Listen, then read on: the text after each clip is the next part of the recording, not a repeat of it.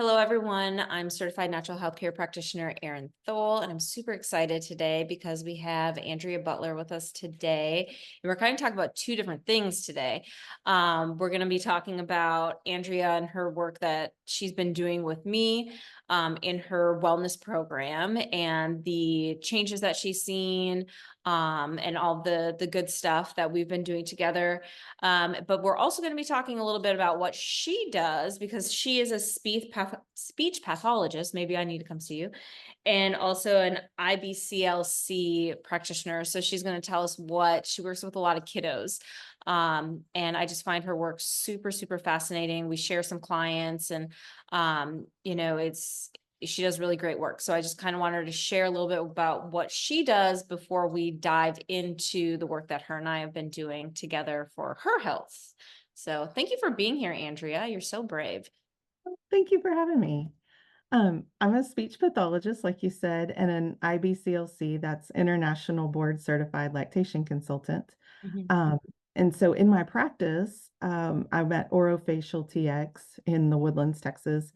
And in our practice, we focus on myofunctional therapy, and we also do some speech therapy, and I also do feeding therapy.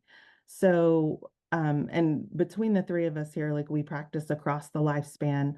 I, of course, being an IBCLC, treat infants. I do infant feeding therapy, oral motor therapy, and pre and post tongue tie release therapy for infants. Super. Um, yeah, it's a huge need. And then for toddlers, moving on from that, like when we introduce solid foods, if they're having trouble chewing, swallowing, just moving into that next stage of feeding, I work on that from an oral motor perspective.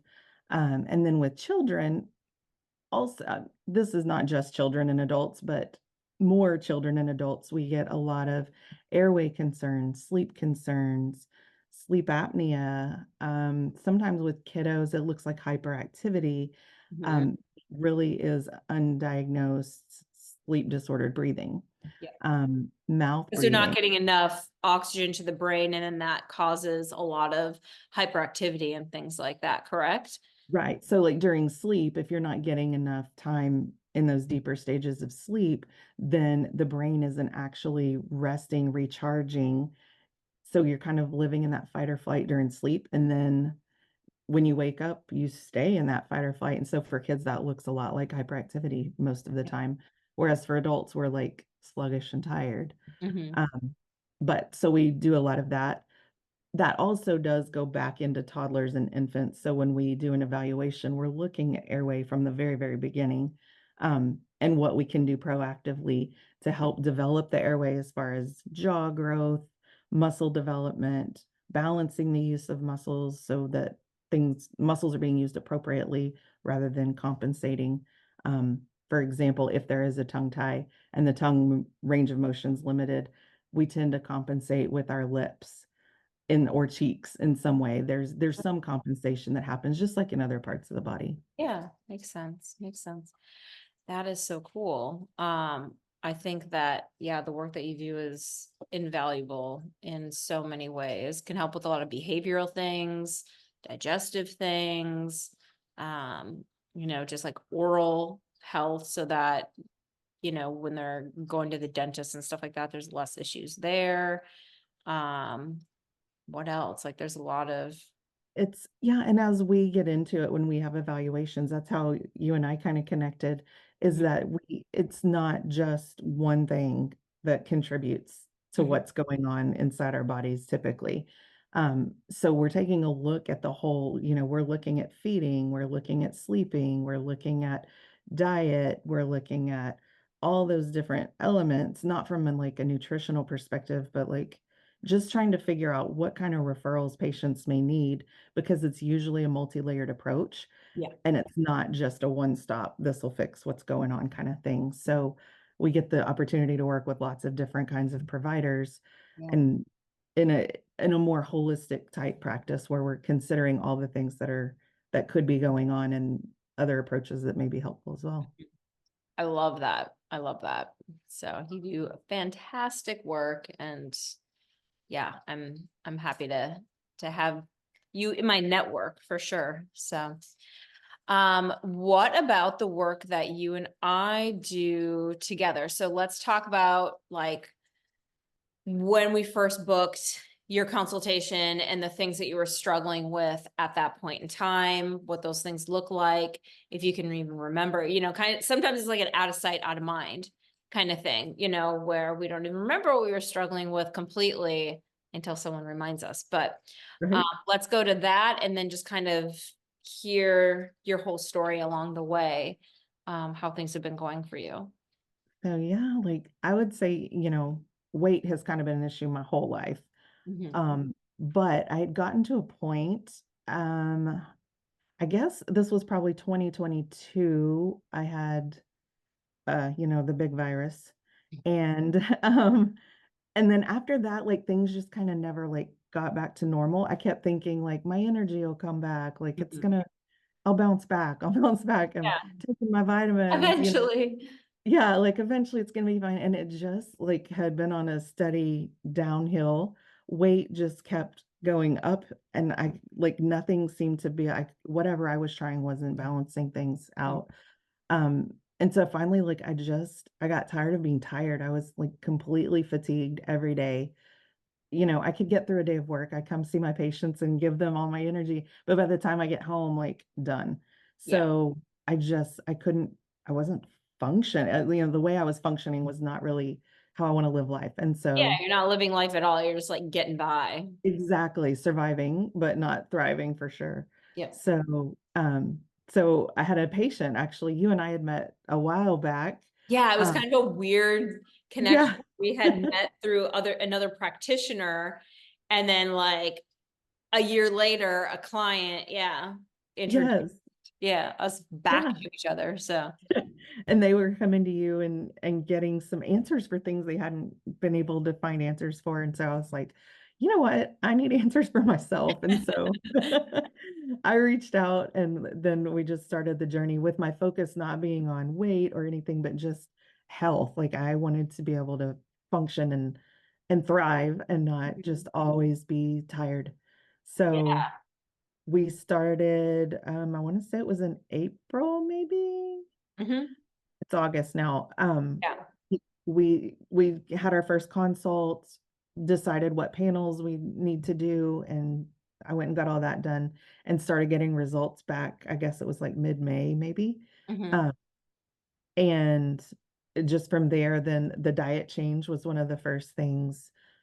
And for me, like it sounded intimidating when you were like, you know, this is what I would recommend, and it's This in out, take that out, and do this instead of that, and increase your right. protein, and yeah. Like based on the results that, gluten's not good for my body, but those kind of things. Massive gluten issue, which is so common. But then also those co-sensitivities, where a lot of people are like, oh, I've tried gluten-free and I felt a little bit better, but it wasn't like a monumental change. And it's like, well, okay, well, let's look at those other co-sensitivities where the protein structure to immune system and digestive system that's way out of balance. Those proteins look very, very similar to the gluten proteins. Your body starts tagging them as the same thing. So even if you get gluten proper, like out of your system, your body's still tagging yeast and rice and, all these other things as gluten. So you don't really get the benefit of being gluten-free until we know what those co-infections were. So that was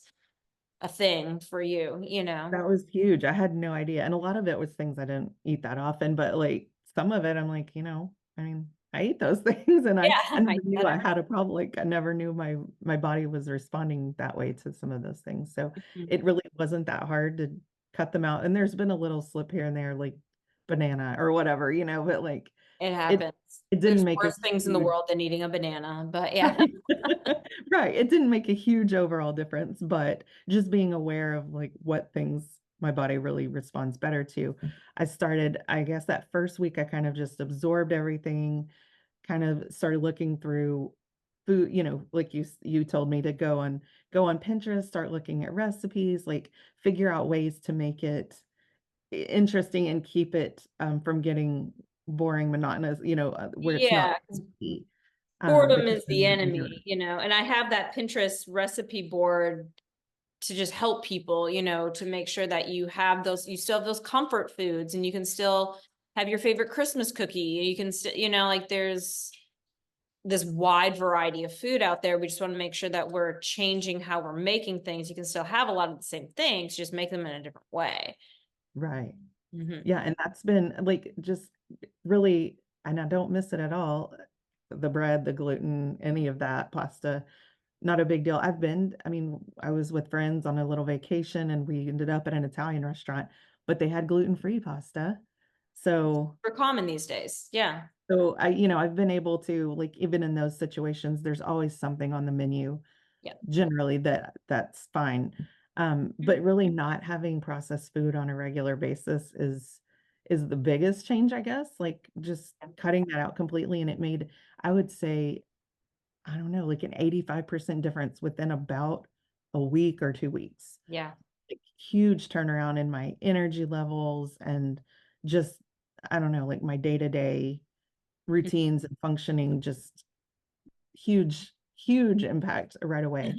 And so like that was super encouraging because it would happen so quickly that I was like, oh wow, like I still This is slept well. I feel like I can go, wow, I can do the dishes after dinner. I can go do something after, like the day doesn't have to end at 5 o'clock. So yeah, that's that's been huge. Hmm. major. So Um, big thing has really been energy. yes, for sure. I would say a lot more energy than before. Then like what I still, and I wouldn't say I'm perfect at it. I definitely am not like, but the supplements, like some days, there's days I'm like, I forgot to take those at lunchtime. But overall, I'm still seeing improvement. I mean, I don't Yeah. forget it every day, No. but like As long as you're staying doing like fairly 5 days a consistent. week-ish, you should be, okay. Are there any supplements that you notice that you're like, this is the thing that I need. This is the thing that I really like that works for me? Mm, I don't know. I haven't done them individually enough to True. know. Yeah. I do feel like the ones I take in the morning Uh-huh. are significant. So there's I would have to look at the list to say, and there's the L-carnitine. Is that Yeah. right? Acetyl-L-carnitine is huge because it just really helps it works well with that balance oil to drive the nutrients into the cell. So it's great for, it's a building block. It's amino acid, so building block of the body. So it really helps to drive nutrients into the cell, cellular health, body composition. It can help with that a lot, like using fat as energy, workout Mhm. recovery, building muscle, things like that. So yeah, that one is a That huge one. And one. then is it a B vitamin, the yellow Yep, and one? then you take a B complex as well. And Mhm. then there's the glutathione, but I feel And like it's the L-carnitine glutathione. and the B vitamin, or if I forget my morning ones or miss them somehow, I miss them. Like that, I do feel like those make a difference. Yeah, and then you're I done. think they all make a difference, but just knowing They like, do, but yeah, there's certain ones that a person will definitely notice mhm, if they miss them. They're like your favorites, whether you are just like intuitively drawn to them or you're like, I take this and I feel this, mhm. and if I don't take it, then I don't feel that. So then that that's the ticket, the magic ticket. But some you're just like intuitively drawn to, and you just know that they're doing good things in your body, and you know that they're making you feel better, but you can't like pinpoint exactly like this helps with my energy. You're just like, I take this, and then everything in my life is just a Yeah. lot better. Yeah. Yeah. I try not to, I mean, like, I try my best to remember them and stay on it. It's just in the Mhm. middle of the workday, sometimes I miss those lunchtime ones, That's but okay. it's not that often. And even with that, I'm still seeing consistent Hmm. improvement. And Yeah, so then the weight, after about 2 weeks, I started noticing like the weight just started like melting off basically. Like, and I really hadn't gotten on the scale too much, but I could tell my clothes were fitting different. And then people would say things, and I'm like, it's nice. okay. And then you and I talked, and you were like, well, maybe like just every now and then take a look. So I like 25 pounds so far. That's awesome. Good for Yeah. you. Yeah. Fantastic. Yeah. Yay. I So have that, I mean, that just number, so it's good. That's huge. what, That's since huge. mid-May, June, Yeah, July, so August, 3 mid-May. months. So yeah, that's astonishing. That's really great. Yeah. Yeah. And you don't have to, this is my thing. Like some people are scale people and some people aren't scale people, or some people are scale people, but they shouldn't be scale people, So like if you're really like, I have to weigh myself every morning, and then the value of my day and how I look at my self-worth is based on what that number is, then you're not a scale person. You shouldn't be a scale person. Or if getting on the scale causes you anxiety, then you shouldn't be getting on the scale. But some people are like, they just kind of use it as a gauge where they weigh themselves once a week. I always recommend like first thing out of bed in the morning, naked after you go to the bathroom, so that it's consistent every single time. And some people just use it as like a marking point, like, yep, definitely had ice cream and I'm bloated, kind of thing. Mhm. So for some people, it just helps to keep you honest. For other people, it's like a massive anxiety trigger. So it just kind of depends on who you are. So if you want to go off of how your clothes feel, how you look in the mirror, how you just feel in your own body, yeah, sure, what other people say, but at the end of the day, what matters is you and how you feel, not what other people think. So that's a good gauge and a good way to measure as well. Some people like to just do like a waist measurement or a hip measurement or something like that once a month, and that keeps them on track. It just kind of depends on the person. But Yeah. And you're it wasn't my main goal when I started, because I was just feeling so bad. Like I just wanted to feel yeah, normal again and be able to function. And that definitely, I have consistently been having, feeling better and better. So that's my main motivator, I guess. But it's nice to finally be like, oh, it will come off, it you will. know. Yes. Yeah. And now that we're starting to get more of that strength training in more consistently, that's going to be a huge helper too. Just because it's going to help with metabolism and hormones and just, you know, keeping that body composition balanced. The more muscle we have, the more bone density we have. And obviously that's a good thing. But then also it's just going to help keep that metabolism revved up all day long. So Mhm. that is the key. So, yes, fantastic. Thank you so much. Is there anything else that you want to share with people, or any like insights, last words, anything like that? I mean, it is a process and it does feel overwhelming, but I've found it to be like once I just started, I was like, all right, I'm doing it. I committed to it and just start taking, one step at a time, add this supplement, change this thing about the diet, overhaul the pantry, Yeah. overhaul the fridge, like little things I mean, I didn't do it all in a day. It was a No. process. I Mhm. didn't throw away all the food that was already in my freezer. I did eliminate the gluten and the yeast and the whatever, but like the meats that I had, Yeah, you know, fine. we used those before I started buying more For sure. different, better quality, whatever. Mhm. So it wasn't like I had to just dive in head first. It was a process. And I think just each day making a, change in the right direction has made an overall huge difference. Yeah. So And then it gets less well, overwhelming. So in the beginning, you're like, oh God, which is normal and natural, because any kind of change is a little bit stressful and uncomfortable. But then once you get into it, you're like, oh, it's not so bad. yeah, And like you said, you're taking it one step at a time. I never, tell anybody like, okay, I expect you to have this all done tomorrow.